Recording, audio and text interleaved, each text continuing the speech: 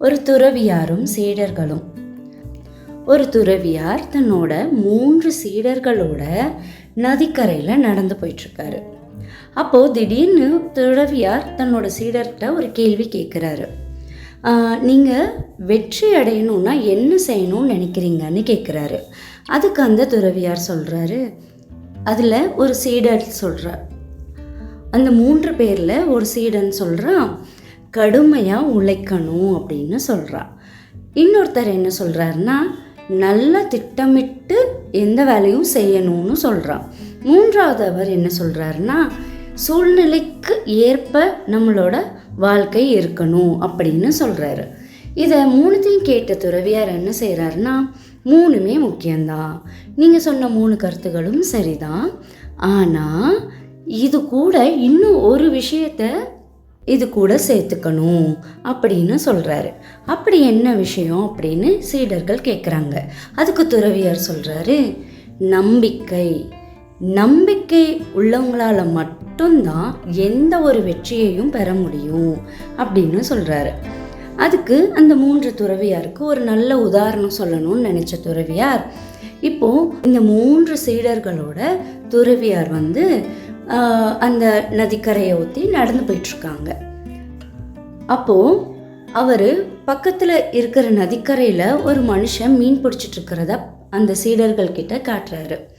இவரை பாருங்க அப்படின்னு சொல்கிறாரு. அவங்க 3 பேரும் பார்க்குறாங்க. அந்த மனுஷன் ஒரு மீன் பிடிக்கணும்னு ரொம்ப நேரமாக தூண்டல் போட்டு பார்க்குறான். ஆனால் அவரோட தூண்டலில் மீன் சிக்கவே இல்லை. இதை பார்த்த 3 சீடர்களும் என்ன செய்கிறாங்கன்னா, ரொம்ப கவலையாக இருக்கே, அவருக்கு ஒரு மீன் தான் கிடைச்சா என்ன, சரி அவரும் எவ்வளோதான் ட்ரை பண்ணுவார், விட்டுட்டு அடுத்த வேலையை பார்க்கலாம் தானே அப்படின்னு சொல்லி அவங்களுக்குள்ளேயே பேசிகிட்ருக்காங்க. அப்போது அந்த மனுஷன் அதை விட்டுட்டு போகணும்னு நினைக்காம திருப்பி திருப்பி திருப்பி தூண்டல் போட்டுகிட்டே இருக்கார். அவர் தூண்டல் போட்ட ஒரு சமயம் அவருக்கு அதில் ஒரு மீன் பிடிப்படுது. அது சாதாரண மீன் கூட இல்லை, ரொம்ப பெரிய அளவில் இருக்கிற மீன் கிடைக்குது.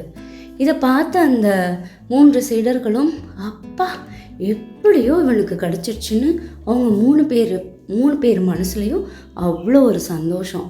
இதை பார்த்த துறவியார் சொன்னார், நீங்கள் 3 பேரும் அவர் கஷ்டப்படும் போது எப்படியெல்லாம் பார்த்து உங்கள் மனசு கவலைப்பட்டுச்சு, ஆனால் அவருக்கு மீன் கிடைச்ச உடனே உங்கள் மனசு எவ்வளோ சந்தோஷப்படுதுன்னு கேட்டார். இதுக்கு அந்த துறவியார் அந்த சீடர்கள்லாம் சொல்கிறாங்க, ஆமாம் அவன் ரொம்ப ட்ரை பண்ணிகிட்டே இருந்தான், கிடைக்கல இல்லை, அது கொஞ்சம் கஷ்டமாக இருந்துச்சு, அவனுக்கு மீன் கிடச்சது எங்கள் எல்லாருக்குமே சந்தோஷமாக தான் இருந்துச்சுன்னு சொல்கிறாங்க. இப்போது அந்த துறவியார் சொல்கிறாரு, இதிலருந்தே நீங்கள் ஒரு பாடத்தை கற்றுக்கலாம். அவன் நம்பிக்கையை தளர விட்டுட்டு எனக்கு கிடைக்கவே இல்லைன்னு விட்டுட்டு போயிருந்தா இவ்வளோ பெரிய மீன் கிடச்சிருக்குமா? இப்போது நீங்களும் அப்படி தான் பண்ணணும்.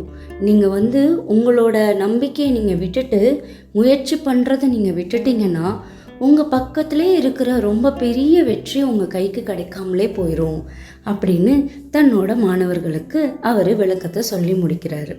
இதை கேட்ட சீடர்களும், குருவே உங்களுடைய அறிவுரைக்கு மிக்க நன்றி அப்படின்னு சொல்லிட்டு அங்கேருந்து அவங்க கிளம்புறாங்க. இப்போ அந்த கதையில் நமக்கு என்ன கிடச்சிருக்கு அப்படின்னா, நம்ம வாழ்க்கையில் எப்பயுமே நம்பிக்கையை மட்டும் இழக்கவே கூடாதுன்னு தெரிஞ்சுக்கிட்டோம். இன்னொன்று, தொடர்ந்து உழைப்பை போட்டுக்கிட்டே இருந்தால் தான் அது நமக்கு வெற்றியை கொண்டு வந்து கொடுக்கும்னு தெரிஞ்சுக்கிட்டோம். இந்த 2மே வாழ்க்கைக்கு ரொம்ப முக்கியம். கண்டிப்பாக இதை என்றைக்குமே நம்ம மறக்க மாட்டோம்னு நினைக்கிறேன். நம்மளோட சேனலில் வர கதைகள் உங்களுக்கு பிடிச்சிருந்ததுன்னா லைக் பண்ணுங்கள், ஷேர் பண்ணுங்கள், இது கூட சப்ஸ்கிரைப் பண்ணுங்கள். நன்றி.